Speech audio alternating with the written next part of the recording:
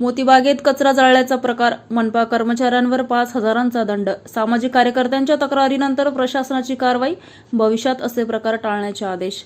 आज दिनांक 10 मंगळवारी रोजी सकाळी 9 वाजता मिळालेल्या माहितीनुसार शहरातील मोतीबाग परिसरात कचरा जाळल्याचा प्रकार समोर आल्यानंतर अखेर महानगरपालिका प्रशासनाला कारवाई करावी लागली आहे.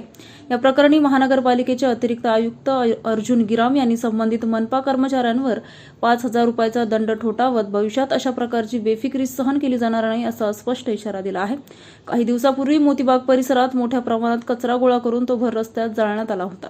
या प्रकारामुळे परिसरात दाट धुरांचे लोट पसरले होते. सकाळी मॉर्निंग वॉकसाठी येणारे नागरिक तसेच सायंकाळी खेळण्यासाठी येणाऱ्या लहान मुलांना या धुरांचा मोठा त्रास सहन करावा लागला.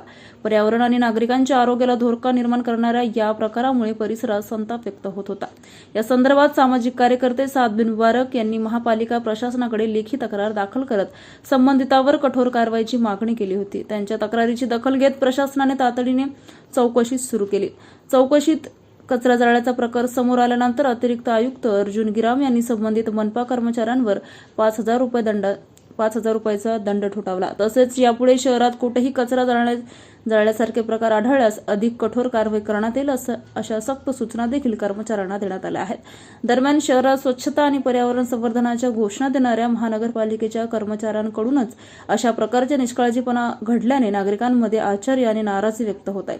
आता तरी प्रशासनाने शहरात कचरा जाळण्याच्या प्रकारावर कायमस्वरूपी आळा घालावा अशी मागणी नागरिकांकडून होत आहे.